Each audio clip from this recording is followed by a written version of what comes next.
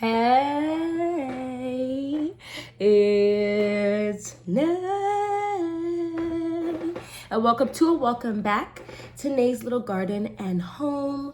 Y'all, I'm gonna have to batch record today. I know it's been a little bit since I've made a long form video. I have been making several short forms of just checking on certain parts of my garden, and that has just worked with how busy I got. But I'm here to do some checking in, and I feel like this is the time until the end of the garden season where things start getting a little crazy and very rapidly changing, that I need to be out in the garden for you guys. So long story short, the garden is doing overall pretty well. There are some things I want to adjust and change possibly for 2027, and we'll get into another video for that to really detail why and what I'm thinking of doing. But let's do the check-in. This isn't touching on every single plant I have in the garden. This is just the overall things that shot out to me. First things first, I don't believe any of my fruit trees are going to yield any fruit this year. It's just not gonna happen. I had flowers on my peach trees, and then we got that heat wave, and so they were growing, and then we got cold again, and I think it killed off all the flowers. My apple trees still have absolutely nothing on them. Now, the apple trees I did buy as sticks, right? So it does take a few years before you see anything from those. I would, long story short, suggest getting apple trees, like dwarf or semi-dwarf fruit trees, because even though it takes a while for them to produce, they don't really need a lot of upkeep. At least I should say, let me correct that. I don't do a lot of upkeep. I know there are people who spray tons of things on their trees, and there's people who there's just a lot of things you can do. I don't do a lot. Sometime in the fall, I believe I do a little snipping of some limbs that I feel like maybe they're growing inwards or doing whatever, but for the most part I kind of just let them rock, because the way I bought the trees, they have it growing out like that. Like, they just look good. They just need some time. Let's talk about the bushes for a minute here. My strawberries set some good fruits this year. And yeah, I mean, a good amount, but also the size. I feel like the last 2 years of growing strawberries, they were very tiny, un poquito, which is fine, but not amazing, right? I'm trying to replace, to a certain degree, grocery store. This year, I was getting some big strawberries, not honkers, but like some good sizes that I was very happy with. And I definitely don't have enough strawberry plants in and of itself. And with that in mind, I still netted a good decent harvest, and it was continual. So I think most of mine are June bearing. So I felt like for like 2 or 3 weeks, I was getting like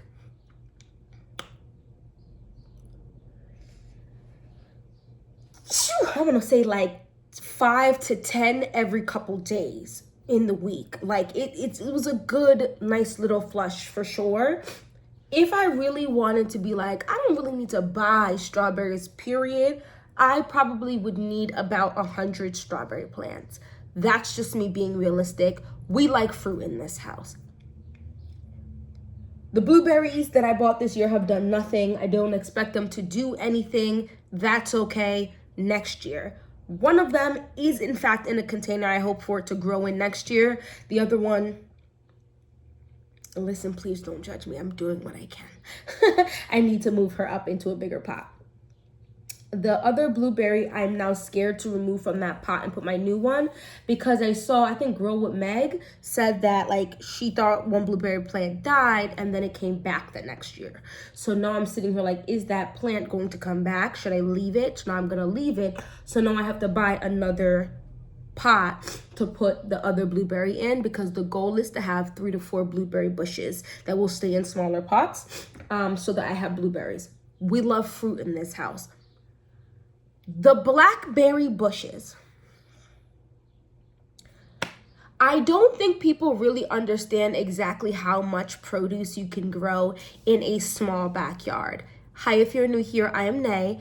I am growing on a 1/4 acre of land. And when I say that, my home is included in that. So I am actually growing on a little less than an eighth of an acre. And I have a lot of plants on here.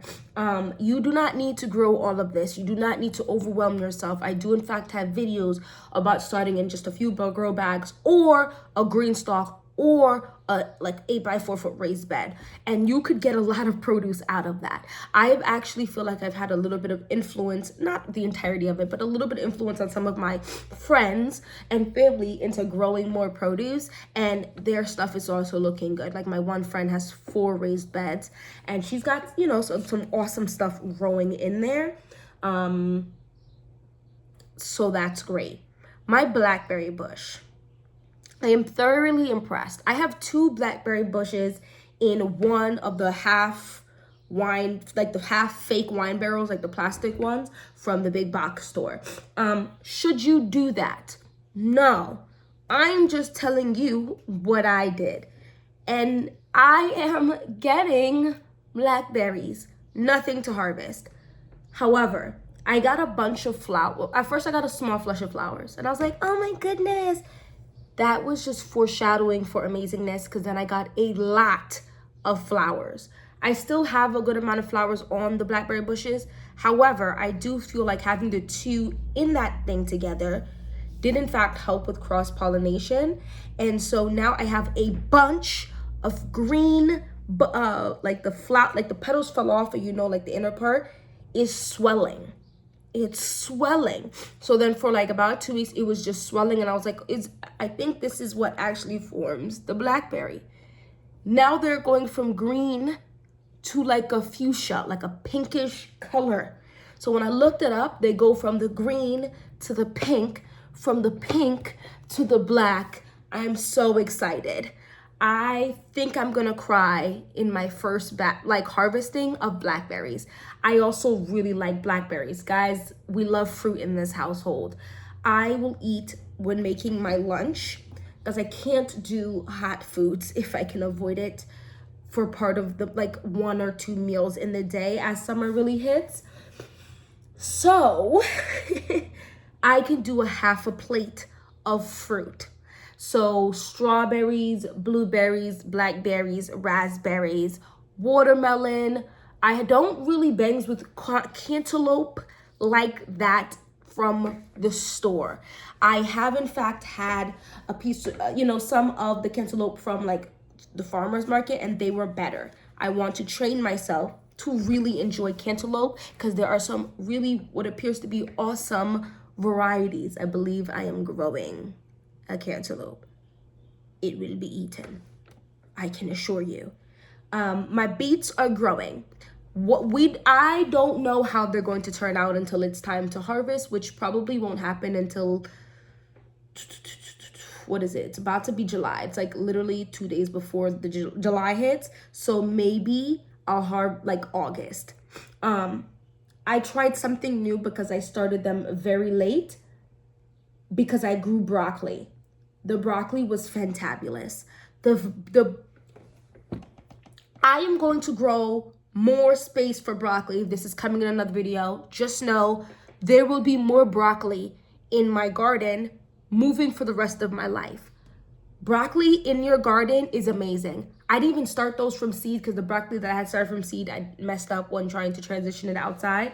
They were some of the best tasting broccoli I've ever had in my life. And I do actually enjoy broccoli, period.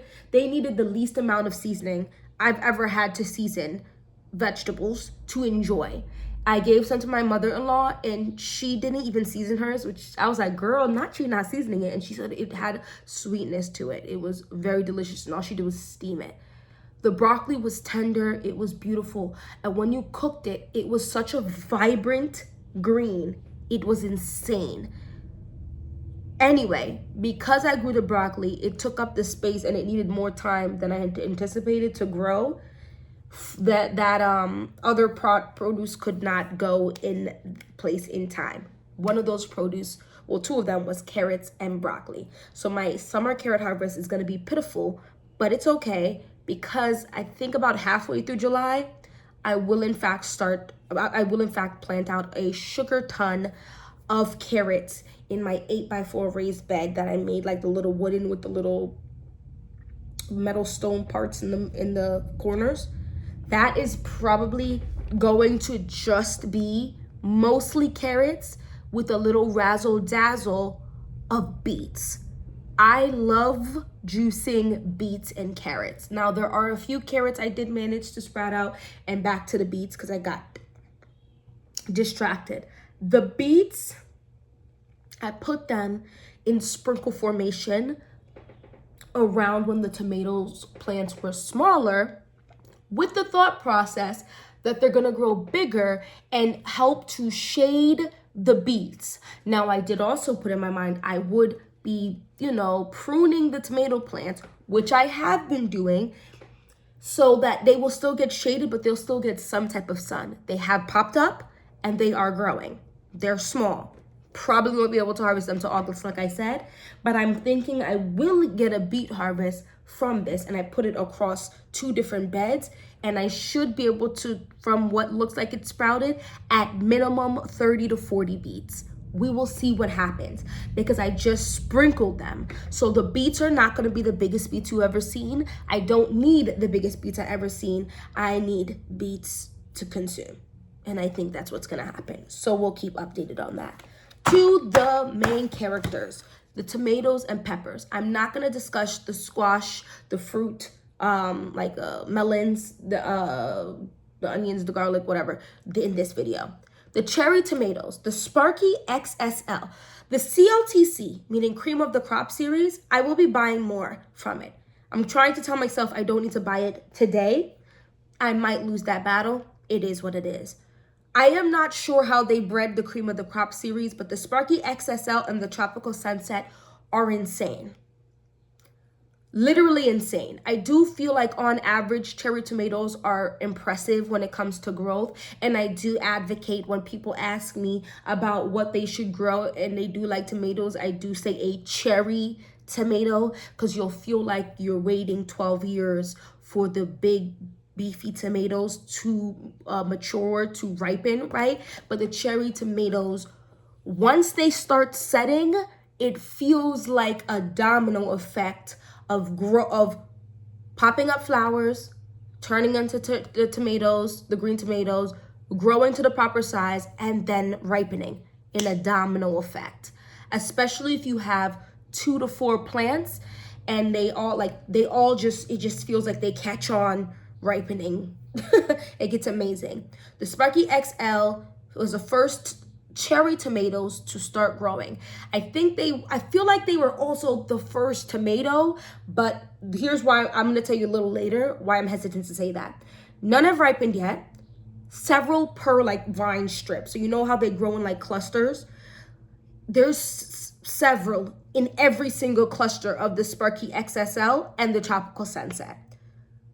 The Sparky XSL is in my polytunnel, which is probably why it was the first to grow a tomato. It's amazing. Guys, this is not a real polytunnel. You have to buy it and it's hundreds to thousands of dollars. I built her for about $100 and something. And you could do it for even less because I have 2 or 3 of them together, the arch trellises. So you could really do just one and still grow 2 2x4 raised beds in there and have produce you could plant on earlier because it packs in warmth in there. I open up I don't even have real doors yet. I keep saying I'm gonna get to that, and I will. I just pull up the plastic. It gets piping hot in there, and in the beginning parts of the season, it makes it feel livable. You go from being it's brisk, and you walk in there oh, this is not too shabby. And that is where you can start planting something like a tomato, not a pepper, because they need more warmth than that, but a tomato, and it really doesn't set it back like that. Your herbs can go quite quickly in there, and my herbs are thriving. We'll talk about that in the next video. I'm very impressed with the cream of the crop series. Very, very impressed. And I have to look and see if there's a cream of the crop bigger, like a saladette tomato or beefy, like a, slicing tomato, because I want to give it a chance. The mochi plant. I cannot express to you how excited I am. I know people hearing the mochi plant, you might look it up and go, girl, it's a chewy, like a little bit gummy tomato. What are you thinking? I just want to give it a chance. I'm very excited. It's beautiful, and the thought of a chewy, sweet tomato is entertaining. Because I have other tomatoes that are already starting to ripen, I can let that plant rock. I think I have 2. I definitely have a minimum 1. I'm looking at the 1, but I feel like I have 1 somewhere else, like maybe in my one of my green stalks. But I could leave them alone, and I could not touch them till August, and I will be perfectly fine with that, because at the end of the day, I have other plants. And I think something like a mochi, where you have to let it fully ripen on the vine because you don't want to be chewing savory, is perfectly okay. But it looks great, and there's a lot of flowers on it. Very healthy. I am not surprised, because I did in fact get it from Johnny's. Johnny's Select Seeds is an expensive brand, but I find that they don't play when it comes to procuring, making, developing, surviving plants that thrive and do their big one and produce heavy and all of the great things. Moving on, the Rosella. I purchased the Rosella tomato, I believe, accidentally from 2 different brands. I'm not sure if they're the exact same strain. I'm not sure if there's a Rosella cherry and a little bit bigger. We will see. I have 2 Rosellas, minimum. I think I might have 3, but at minimum 2. So I think I have 1 in my green stock as well. So I might have 3 Rosella in my garden. The plant is kind of floppy. I'm not sure if I did something wrong. I do not baby my plants. It is setting a decent amount of fruit though. So we're gonna see what happens when it ripens. The gas that the flavor of Rosella tomato gets is a little intense, which is why I'm growing it, because I want to taste it for myself. We gotta keep moving a little faster. Peppers. The Garcia de Oro and the Yellow Monster are 2 peppers that might forever be in my garden. The Garcia de Oro is the most prolific pepper in my garden right now. Should I have let them develop peppers? Perhaps not, but the plants are still growing, just at a little bit of a slower pace than they were initially, because there are in fact peppers on them. The peppers are big. And I know you're probably sitting there like, girl, what is big? Let's be real. Big like this. Okay? They're big. And one of them is almost as wide as this.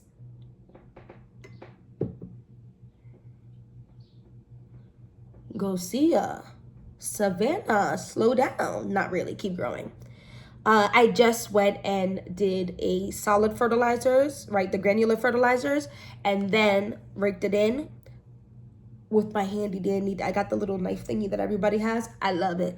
And then I went on top and just sprinkled a little bit of liquid fertilizer. It has been raining on and off quite a bit, and the plants are loving it. I just want to make sure they have the nutrients they need, because tomatoes and peppers are heavy feeders. Moving on.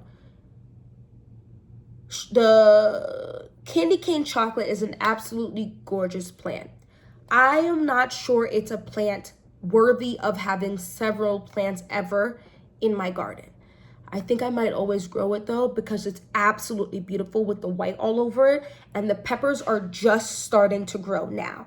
Now, what might happen later on is, because it let itself put on a whole bunch of leaves first, it's definitely one of my bigger pepper plants right now. So I might find later on that it keeps putting on a ton of peppers.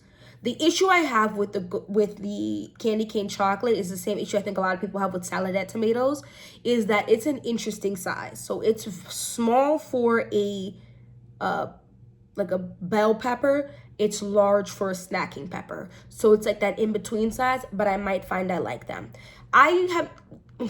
The Jimmy Nardello and the other Italian pepper, Those plants are growing a decent amount of peppers. I am not sure how I'm going to feel about them.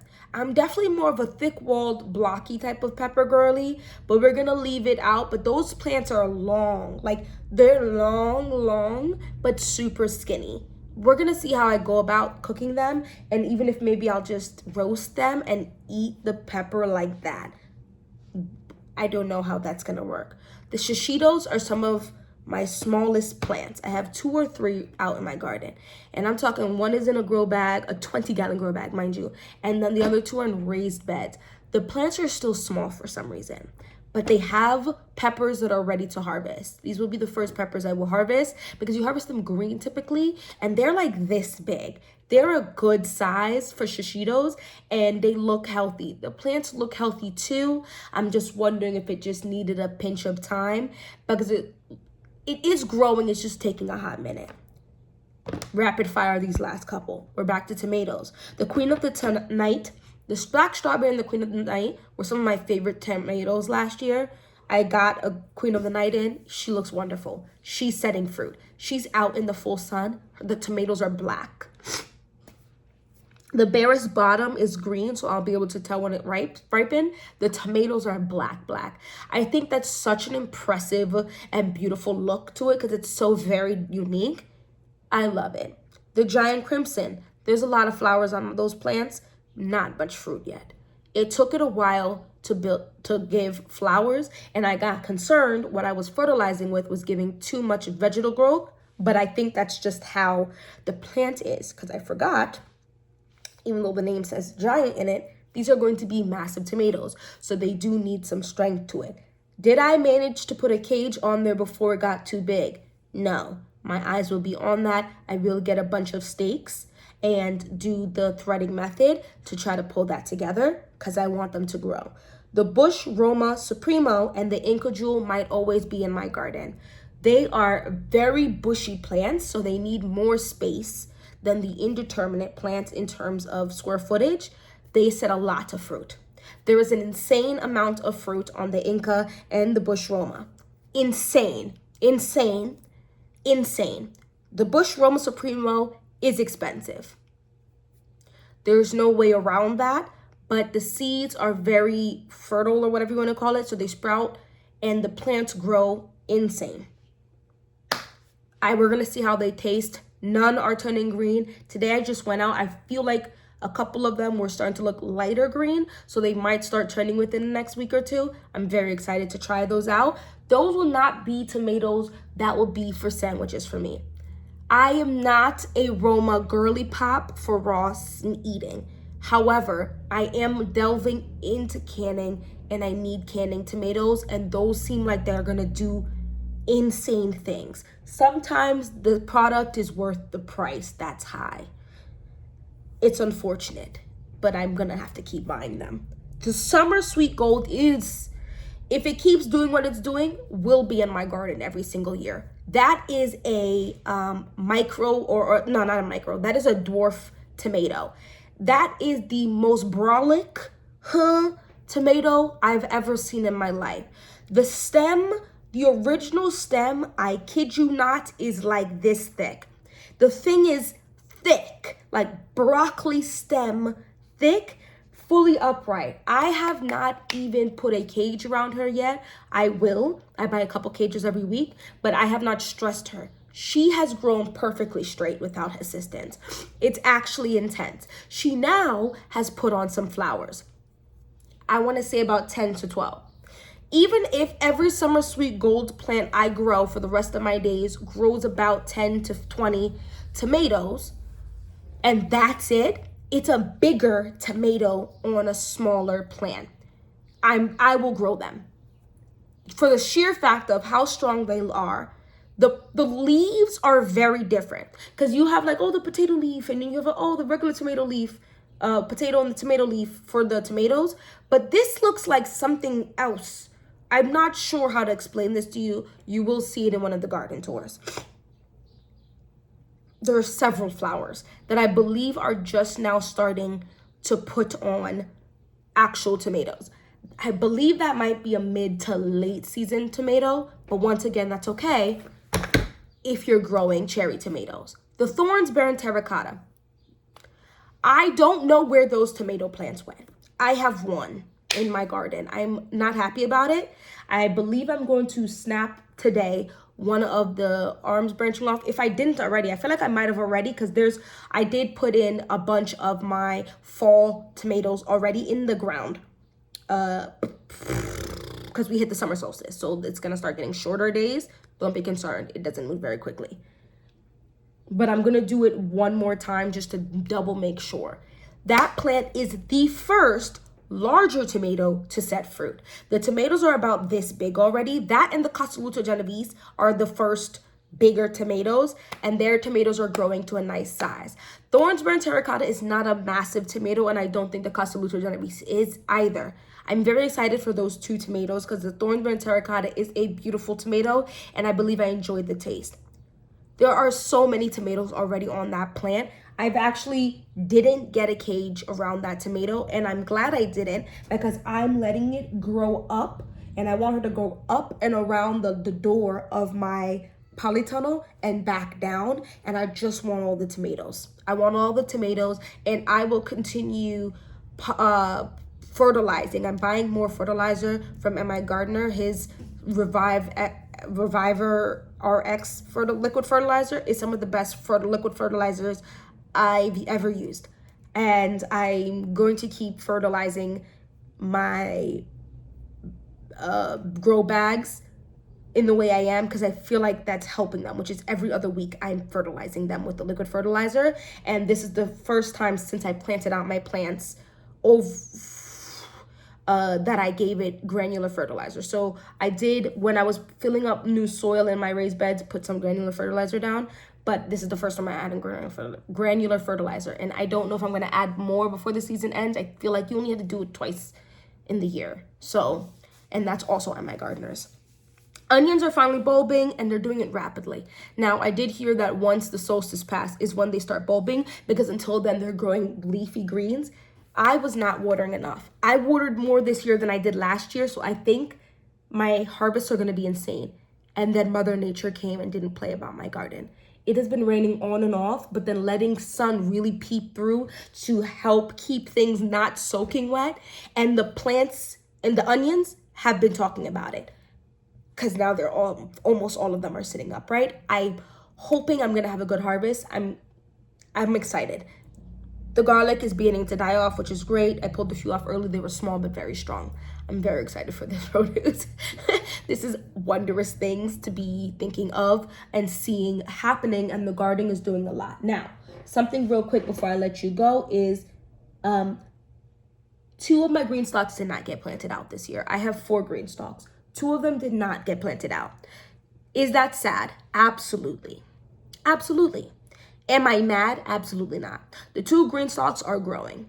This is the best year I've had for my green stalks.